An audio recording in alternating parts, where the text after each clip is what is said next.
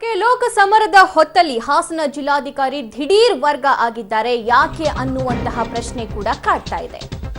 ಲೋಕ ಸಮರದ ಹೊತ್ತಲ್ಲಿ ಹಾಸನ ಜಿಲ್ಲಾಧಿಕಾರಿ ದಿಢೀರ್ ವರ್ಗ ಆಗಿದ್ದಾರೆ. ನೂತನ ಡಿಸಿಯಾಗಿ ಪ್ರಿಯಾಂಕಾ ಮೇರಿ ಫ್ರಾನ್ಸಿಸ್ ಅಧಿಕಾರವನ್ನ ಸ್ವೀಕಾರ ಮಾಡಿದ್ದಾರೆ. ಜಿಲ್ಲಾಧಿಕಾರಿ ಕಚೇರಿಯಲ್ಲಿ ಅಧಿಕಾರ ಸ್ವೀಕರಿಸಿದ ನೂತನ ಜಿಲ್ಲಾಧಿಕಾರಿ ಫ್ರಾನ್ಸಿಸ್ ಅವರು ಹಿಂದಿನ ಜಿಲ್ಲಾಧಿಕಾರಿ ಅಕ್ರಮ್ ಪಾಷಾ ವರ್ಗಾವಣೆ ಆಗಿದ್ದಾರೆ. ಫೆಬ್ರವರಿ 22ರಂದು ತಿಂಗಳಷ್ಟೇ ಡಿಸಿಯಾಗಿ ಒಂದು ತಿಂಗಳ ಹಿಂದಷ್ಟೇ ಡಿಸಿಯಾಗಿ ಅಕ್ರಮ್ ಪಾಷಾ ಅವರು ನೇಮಕಗೊಂಡಿದ್ರು. ರೋಹಿಣಿ ಅವರ ಸ್ಥಾನಕ್ಕೆ ಪಾಷಾ ಅವರು ಬಂದಿದ್ರು.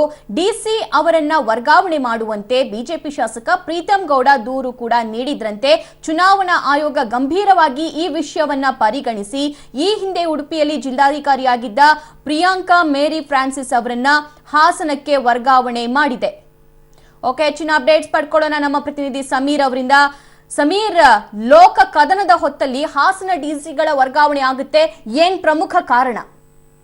ಸಭಾ ಏನು ಪದೇ ಪದೇ ಹಾಸನ ಜಿಲ್ಲೆಯ ಜಿಲ್ಲಾಧಿಕಾರಿಗಳನ್ನ ಕಳೆದ ಒಂದು ವರ್ಷದಿಂದ ನಾವು ಕಾಣ್ತಾನೆ ಬಂದಿದ್ದೀವಿ. ಏನಂತ ಹೇಳಿದ್ರೆ, ಈ ಹಿಂದೆ ಕಾರ್ಯನಿರ್ವಹಿಸ್ತಾ ಇದ್ದಂತಹ ರೋಹಿಣಿ ಸಿಂಧೂರಿ ಅವರ ಏನು ವರ್ಗಾವಣೆ ಆಯ್ತು, ಅಂದಿನಿಂದಲೂ ಇದುವರೆಗೂ ಜಿಲ್ಲೆಗೆ ಒಬ್ಬ ಜಿಲ್ಲಾಧಿಕಾರಿ ಸ್ಟೇಬಲ್ ಆಗಿ ನಿಲ್ತಾ ಇಲ್ಲ. ಹಾಗಾಗಿ ಈಗ ಚುನಾವಣೆ ಸಂದರ್ಭದಲ್ಲಿಯೂ ಸಹ ಇತ್ತೀಚೆಗೆ ಅಂದ್ರೆ ಕಳೆದ ತಿಂಗಳು 22ನೇ ತಾರೀಕಷ್ಟೇ ಅಧಿಕಾರ ವಹಿಸಿಕೊಂಡಿದ್ದಂತಹ ಅಕ್ರಮ್ ಪಾಷಾ ಅವರನ್ನ ವರ್ಗಾವಣೆ ಮಾಡಿ ಆದೇಶ ಹೊರಡಿಸಿರುವಂತಹ ರಾಜ್ಯ ಸರ್ಕಾರ ಇದೀಗ ಏನು ನೂತನ ಜಿಲ್ಲಾಧಿಕಾರಿಯಾಗಿ ಪ್ರಿಯಾಂಕಾ ಮೇರಿ ಫ್ರಾನ್ಸಿಸ್ ಇವರು ಬೆಂಗಳೂರಿನಲ್ಲಿ ಕಾರ್ಯನಿರ್ವಹಿಸ್ತಾ ಇದ್ರು. ಪ್ರವಾಸೋದ್ಯಮ ಇಲಾಖೆಯಿಂದ ಅವರನ್ನ ಹಾಸನ ಜಿಲ್ಲೆಗೆ ವರ್ಗಾವಣೆ ಮಾಡಿ ಬಿಜೆಪಿ ಶಾಸಕ ಪ್ರೀತಂ ಗೌಡ ದೂರು ನೀಡಿದ್ರು ಅನ್ನುವಂತಹ ಮಾತು ಏನಂತ ದೂರಲ್ಲಿ ಉಲ್ಲೇಖಿಸಲಾಗಿತ್ತು? ಯಾಕೆ ಚುನಾವಣಾ ಆಯೋಗ ಇಷ್ಟೊಂದು ಗಂಭೀರವಾಗಿ ಪರಿಗಣಿಸಿದೆ ಈ ವಿಷಯ? ಏನ್ ಪ್ರಮುಖ ಕಾರಣ?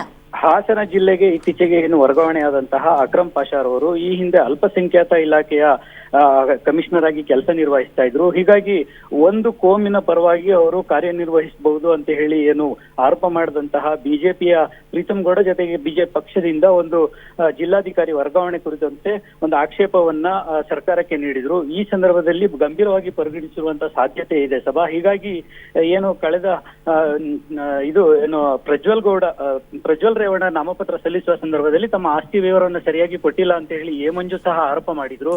ಹೀಗಾಗಿ ಏನು ಕಳೆದ 2 ದಿನಗಳ ಹಿಂದಷ್ಟೇ ಲೋಕೋಪಯೋಗಿ ಇಲಾಖೆ ಸೇರಿದಂತೆ IT ರೇಡ್ ಸಹ ಆಯ್ತು.